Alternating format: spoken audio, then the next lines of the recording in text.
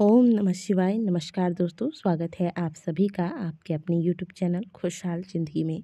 दोस्तों, आज की वीडियो में मैं बात करूंगी माता के चौथे स्वरूप। चैत्र नवरात्रि के चौथे दिन माता के किस स्वरूप की पूजा होगी, मंत्र कौन सा जपना है, माता को विशेष भोग में आज के दिन क्या भोग लगाना है तथा माता के पूजा के दौरान आपको कौन से रंग के वस्त्र धारण करने चाहिए। माता के चौथे स्वरूप, जिसे कि हम सभी माँ कुष्मांडा के नाम से जानते हैं, लगातार 9 दिनों तक चलने वाले नवरात्रि के इस पावन पर्व में माता की इस चौथे स्वरूप की पूजा नवरात्रि के चौथे दिन की जाती है। अपनी मंद मंद मुस्कान के द्वारा कुष्म यानी कि ब्रह्मांड को उत्पन्न करने के कारण इस देवी को कुष्मांडा के नाम से जाना जाता है। माँ कुष्मांडा को अष्टभुजाओं वाली देवी के नाम से भी जाना जाता है। जब सृष्टि नहीं थी, चारों ओर अंधकार ही अंधकार था, तब इन्हीं देवी ने अपने इसत हास्य से समस्त ब्रह्मांड की रचना की थी। इसलिए इन देवी को आदि शक्ति के नाम से भी जाना गया है। अष्टभुजा होने की वजह से इन्हें अष्टभुजा वाली देवी भी कहा जाता है। इनकी 8 भुजाओं में कमंडल, धनुष, तीर, कमल के पुष्प, अमृतपूर्ण कलश, चक्र तथा गदा है और 8वें हाथ में सभी सिद्धियों और निधियों को प्रदान करने वाली जप की माला है। इन देवी के वाहन सिंह है और इन्हें कुम्हड़े की बलि दी जाती है। कुम्हड़े की बलि से देवी अत्यंत शीघ्र प्रसन्न होती हैं। इनका वास सूर्य मंडल के भीतर लोक में है। सूर्य लोक में रहने की शक्ति व क्षमता केवल और केवल इन्हीं देवी के पास है।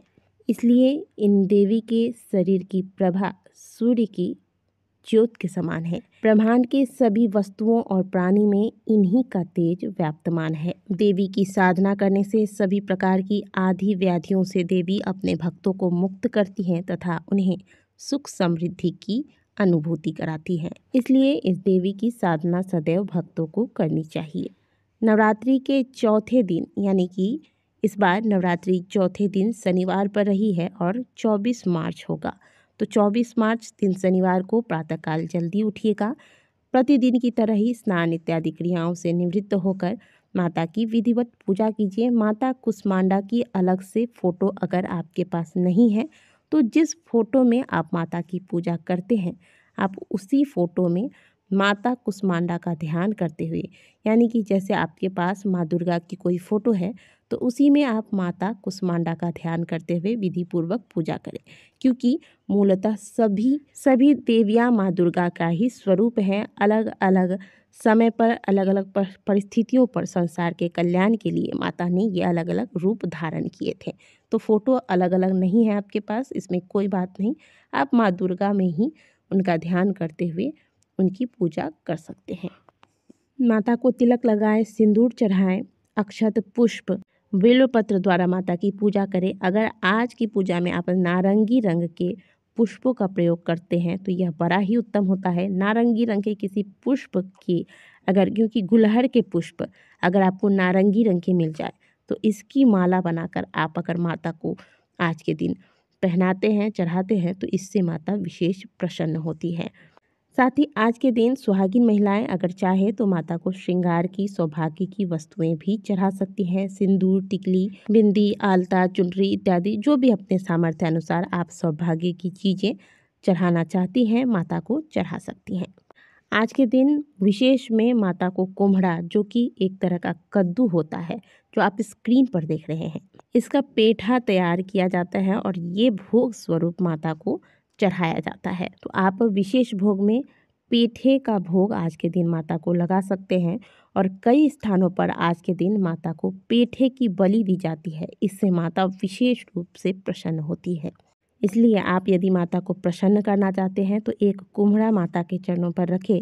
108 बार ओम ऐं ह्रीं क्लीं चामुंडाय विच्चे मंत्र का आप जाप करें। 108 बार जाप करने के बाद आप इस कुम्हड़े की बलि माता के समक्ष दे सकती हैं। इससे माता प्रसन्न होती हैं। इसके अलावा आज के दिन माता को हरी इलायची अवश्य अर्पित करें।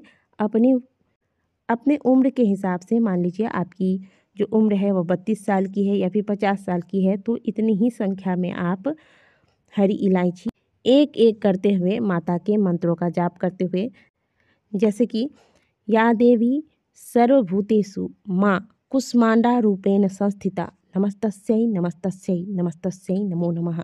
एक बार मंत्र जाप करके फिर एक आपने जो हरी इलायची ली है वो माता के चरणों में रख दें।